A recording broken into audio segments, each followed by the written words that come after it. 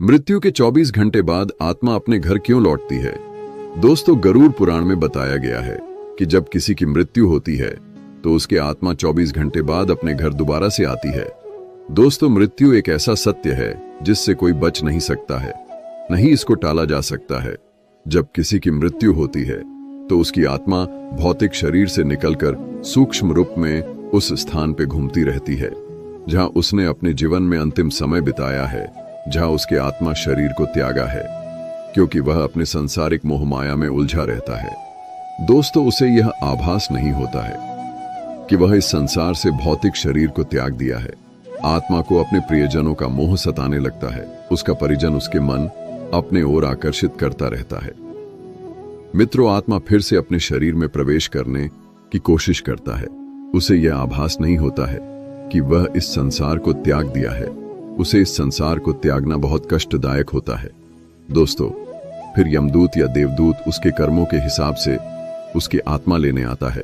आत्मा को 24 घंटे के अंदर यमराज के सामने प्रस्तुत दिया जाता है, जहां उसके कर्मों का लेखा जोखा चित्रगुप्त करते रहता है। उसके कर्मों के लेखा जोखा करने के बाद आत्मा को फिर से यमदूत 24 घंटे के बाद धरती पर छोड़ दिया जाता है, जहां उसके परिवारजन उसे बुलाता रहता है। यह यात्रा आत्मा के कर्मों के अनुसार बहुत कष्टदायक या प्रेरणादायक होता है। दोस्तों, गरुड़ पुराण जो हिंदू धर्म के 18 महापुराणों में से एक है, इस पुराण में मनुष्य जन्म मरण से लेकर आत्मा से जुड़ी सारी बातों का विस्तृत रूप जानकारी दिया गया है। तो आइए शुरुआत करते हैं गरुड़ पुराण की उस ज्ञानवर्धक प्रस्तुति को कि मनुष्य के मरने के बाद उसके आत्मा 24 घंटे बाद अपने घर क्यों लौटता है। नमस्कार मित्रों, स्वागत है। उससे पहले हम आपको बता दें कि इस वीडियो को आधा अधूरा देखने की गलती बिल्कुल भी नहीं करें, क्योंकि यह गरुड़ पुराण की रहस्यमय प्रस्तुति है। इसे सुनने के बाद आपके जीवन से जुड़ी मृत्यु का डर, समस्त लोभ क्रोध मोह खत्म होगा। मित्रों, गरुड़ पुराण में श्री कृष्ण ने बताए हैं कि किसी भी व्यक्ति को गरुड़ पुराण की बातों को आधा अधूरा नहीं सुनना चाहिए, क्योंकि आधा अधूरा ज्ञान हमेशा विष के समान होता है। इसीलिए मित्रों, आपसे यही आग्रह है, आप इस वीडियो को बिना स्किप किए अंत तक जरूर देखिए। साथ ही इस वीडियो को एक लाइक करके चैनल को अवश्य सब्सक्राइब कर लीजिए। और हाँ दोस्तों, कमेंट बॉक्स में जय श्री कृष्ण लिखकर ईश्वर को आप अपना आभार व्यक्त जरूर कर दीजिए। इससे आपके जीवन से जुड़ी समस्त दुखों का अंत होगा और जीवन खुशहाल रहेगा। आइए दोस्तों जानते हैं। दोस्तों, गरुड़ पुराण में बताया गया है कि जब किसी की मृत्यु होती है तो उसके भौतिक शरीर से सूक्ष्म आत्मा निकलने के बाद 24 घंटे के अंदर फिर से वह अपने घर परिजनों के पास दोबारा से आती है, क्योंकि उस सूक्ष्म आत्मा को अपने परिवार और सांसारिक मोह के बंधन में उलझा रहता है। वह आत्मा अपने परिवार के साथ 10 दिनों तक साथ ही भटकते रहता है। मित्रों, उस आत्मा को तृप्त तभी प्रदान होता है जब परिवारजन उसका कर्म कांड करता है, उसका 13वीं करता है। तब वह इस संसार को छोड़कर अपने नए यात्रा के लिए प्रस्थान करता है।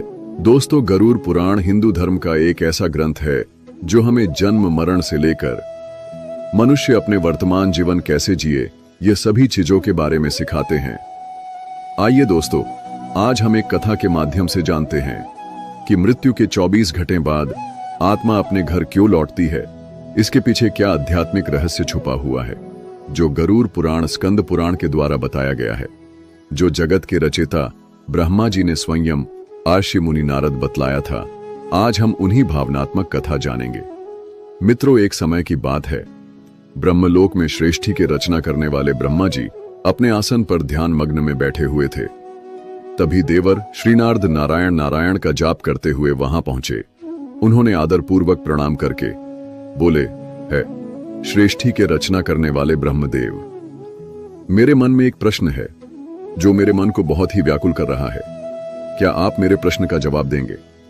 है प्रभु, हर जीव मनुष्य का जीवन से मृत्यु आत्मा रचना करना या आत्मा का पूर्ण जन्म करना सब आपके ही हाथों में है प्रभु। मैं यह जानना चाहता हूं कि जब किसी की मृत्यु होती है तो मृत्यु 24 घंटे बाद आत्मा अपने परिवारजन के पास क्यों लौटती है? क्या उसे अपने प्रियजनों का याद सताने लगती है या यह कोई प्राकृतिक का नियम है? फिर ब्रह्मदेव ने नारद के बातों को सुनकर मुस्कुराए और बोले, है देवर श्री नारद, आपका यह प्रश्न बहुत ही गूढ़ और महत्वपूर्ण है।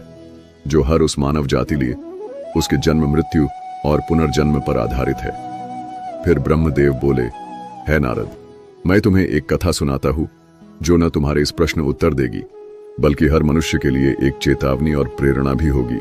जो मनुष्य अपने मृत्यु की सत्यता को समझ नहीं पाता है, तुम इस कथा को पूरे ध्यानपूर्वक आखिरी तक सुनो।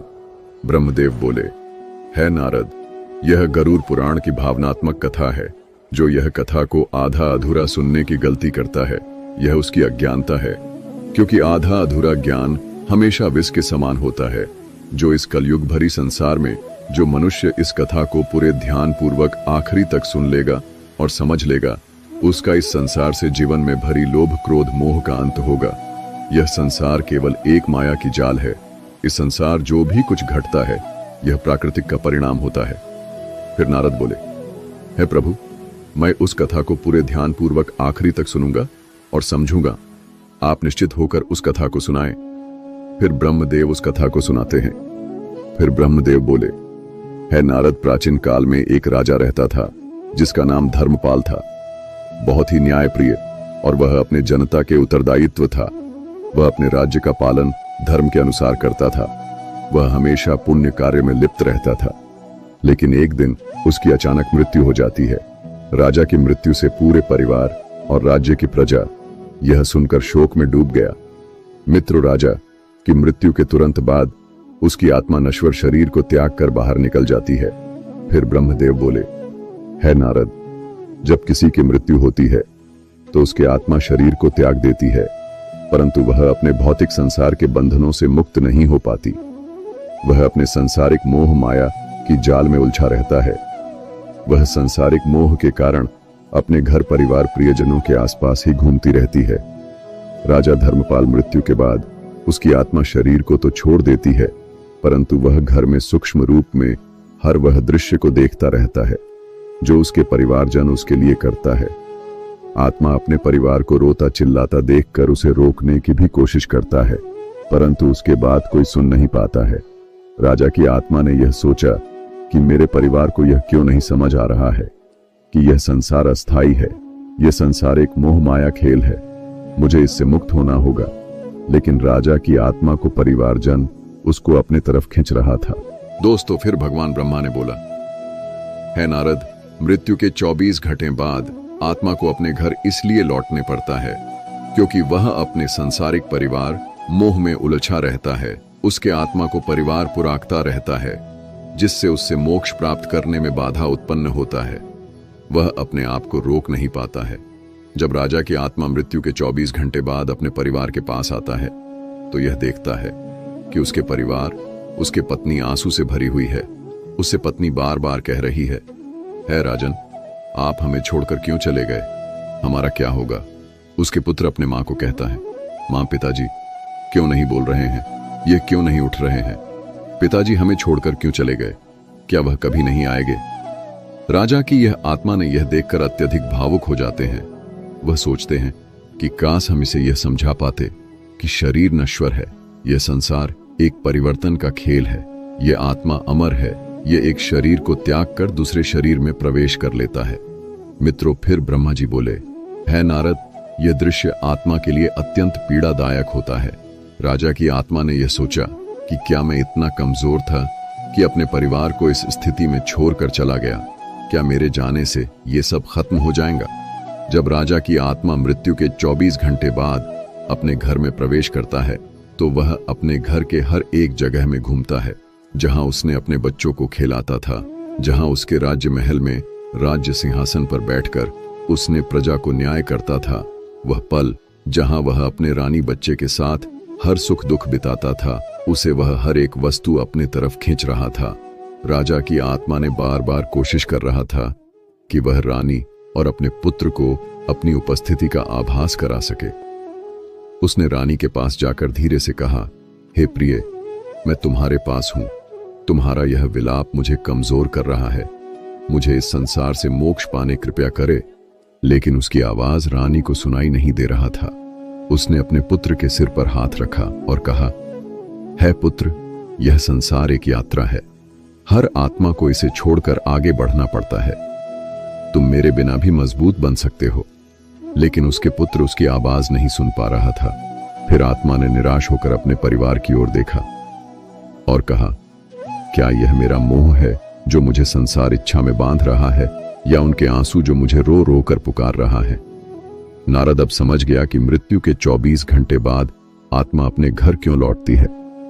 फिर नारद ने भगवान ब्रह्मदेव प्रणाम दिया और तुरंत राजा के राज्य महल में जा पहुंचा, जहां उसके मृत शरीर था, जहां उसकी आत्मा घूम रहा था। नारद को वहां पहुंचने के बाद वातावरण पवित्र और शुद्ध हो गया। उन्होंने राजा की आत्मा को सूक्ष्म रूप में देखा और बोले, हे राजन, तुम्हारा मोह ही तुम्हारी सबसे बड़ी बाधा है जो तुम्हें मोक्ष पाने में उत्पन्न कर सकता है। हे राजन, यह संसार एक कर्मों का चक्र है। तुम्हारा शरीर यह नश्वर संसार का हिस्सा नहीं है। तुम्हारी आत्मा को इस मोह को त्याग कर इससे आगे बढ़ना है, लेकिन तुम्हारे प्रियजनों, मोह माया तुम्हें अपने कर्मों से रोक रहा है। फिर नारद ने राजा के परिवार को समझाने के लिए अपनी वीणा उठाई और गरुड़ पुराण के श्लोक समझाने लगा। बोले, है राजन, आत्मा अमर अजर है। यह न तो मरता नहीं, इसका अंत होता है। यह मनुष्य के मृत्यु के बाद की आत्मा का एक यात्रा है। जिसने इस संसार में जन्म लिया है उसे एक न एक दिन संसार को छोड़कर सभी को जाना है। मृत्यु केवल एक नाटक है। यह आत्मा का मोक्ष पाने की प्रक्रिया है। रानी और राजा के पुत्र ने नारद की बातों को सुनकर कर शांत हुआ। फिर नारद रानी समझाया, हे राजन, तुम्हारा शोक राजा की आत्मा को बाधित कर रहा है। यदि तुम सच में उनसे प्रेम करते हो तो उनके मोक्ष के लिए तुम भगवान की प्रार्थना करो। तुम्हारा यह मोह आत्मा को अपने तरफ खींच रहा है, जहां उसे मोक्ष पाने से संकट का सामना करना पड़ सकता है। राजा धर्मपाल की आत्मा ने नारद मुनि बातों को सुनकर कहा, हे राशि, मुझे अब समझ में आ गया है कि यह संसार एक परिवर्तन का खेल है। मृत्यु केवल एक सांसारिक नाटक है। मेरा आत्मा का उद्देश्य है कि इस मोह से मुक्त होकर ईश्वर की ओर बढ़ना है, ताकि मुझे मोक्ष पाने में बाधा उत्पन्न नहीं हो। लेकिन है अर्षि, मेरे प्रियजनों की आंसू मुझे रोक मोक्ष पाने में रहा है। क्या अब मैं कभी परिवार को देख पाऊंगा? मित्रों, फिर नारद मुनि ने मुस्कुराते हुए कहा, हे राजन, तुमने अपने जीवन में जो प्रेम और आदर कमाया है वह हमेशा इस संसार में तुम्हारे परिवार के साथ रहेगा। तुम उन्हें सूक्ष्म रूप से देख सकते हो, लेकिन अब तुम्हें अपनी यात्रा शुरू करनी होगी। राजा की आत्मा ने अपने परिवार को अंतिम बार देखा। उसने रानी और पुत्र के सिर पर हाथ रखने की कोशिश की, पर वह नहीं हुआ। आत्मा ने कहा, हे प्रिय, तुम्हारे आंसू मुझे रोक रहे थे, लेकिन तुम्हारे मन की शांति मुझे इससे मुक्त कर दिया। मेरा प्रेम हमेशा तुम्हारे साथ रहेगा। अब तुम मुझे विदाई करो। रानी ने रोते हुए कहा, हे स्वामी, मैं अब समझ चुकी हूं कि यह संसार केवल एक अस्थाई पड़ाव है। यह एक परिवर्तन का चक्र है। मैं आपको रोकूंगी नहीं। मैं आपके आत्मा के शांति के लिए ईश्वर से प्रार्थना करूंगी। फिर नारद बोले, हे आत्मा, अब तुम संसारिक और भौतिक मोह को त्याग कर तुम अपने मोक्ष की यात्रा के लिए प्रस्थान करो। यह शरीर संसार नश्वर अंग है। तुम अब अपने परिवार का मोह को त्याग करो। अब आत्मा नारद की बातों को सुनकर कहा, है अर्षि, मुझे आपके बातों का ज्ञान प्राप्त हुआ। अब हम यह संसारिक बंधनों से मुक्त होकर अपने कर्मों का फल भोगने और मोक्ष प्राप्त करने के लिए आगे बढ़ूंगा। आप मुझे आशीर्वाद दो। मित्रों, अब नारद ने राजा के परिवार को समझाया कि, है राजन, आत्मा के मोक्ष पाने लिए तुम्हें उसका कर्म कांड करना होगा, उसका तेरहवीं करना होगा, ताकि उससे मोक्ष प्राप्त हो सके, उसे इस संसार से मोक्ष की प्राप्ति हो सके। फिर नारद बोले, हे राजन, उसके शांति के लिए तुम्हें गरुड़ पुराण की पाठ करवाना होगा, पूजा अनुष्ठान करवाना होगा। पिंडदान और श्राद्ध से आत्मा को तृप्ति प्रदान होती है। यह कर्म आत्मा के मोक्ष पाने का रास्ता बनता है, जिससे उसकी आत्मा भटकती नहीं है। मित्रों, राजा कि परिवार ने नारद की बातों को दृढ़ संकल्प किया और राजा की आत्मा के मोक्ष प्रदान करने के लिए उसका श्राद्ध, पिंडदान और 13वीं किया। गरुड़ पुराण की पाठ किया, पूजा अनुष्ठान हवन किया। उसके बाद आत्मा घर को छोड़कर यमलोक की यात्रा की ओर प्रस्थान किया। वह हमेशा के लिए परिवार से अलविदा हो गया। दोस्तों, यह कथा हमें यह प्रेरणा देती है कि मृत्यु केवल एक जीवन की यात्रा है। हमारा आत्मा अमर अजर होता है, वह कभी भी नहीं मरता है। मनुष्य की मृत्यु के 24 घंटे बाद आत्मा अपने घर इसलिए लौटती है क्योंकि उसके परिवारजन उसे बुलाता रहता है। परिवार को रोना चिल्लाना उसे बहुत व्याकुल करता रहता है। उसे यह समझना इतना आसान नहीं होता है कि वह इस नश्वर संसार त्याग दिया है। यह समय आत्मा के लिए बहुत ही कष्टदायक होता है। दोस्तों, यह संसार केवल एक परिवर्तन का चक्र है। मित्रों, गरुड़ पुराण हमें सिखाता है, यह जीवन हमारे कर्मों का फल है। यह ग्रंथ हमें यह समझने की प्रेरणा देता है, हर जीव प्राणी का जीवन नश्वर है। जो मनुष्य जीव प्राणी जन्म लिया है, उसे इस संसार से मुक्त होकर ईश्वर में लीन होना है। मित्रों, गरुड़ पुराण हिंदू धर्म के महान ग्रंथ में से एक है। यही हमारे जीवन को सही दिशा में चलने का ज्ञान देता है, जो हमें यह सिखाता है, मनुष्य का जन्म मृत्यु केवल सांसारिक बंधन का मोह है। यह ग्रंथ न केवल जीवन और मृत्यु के रहस्यों के बारे में बतलाता है, बल्कि यह भी समझाता है कि मनुष्य अपने जीवन को किस प्रकार सही दिशा में ले जाके जीवन को बेहतरीन बना सकता है।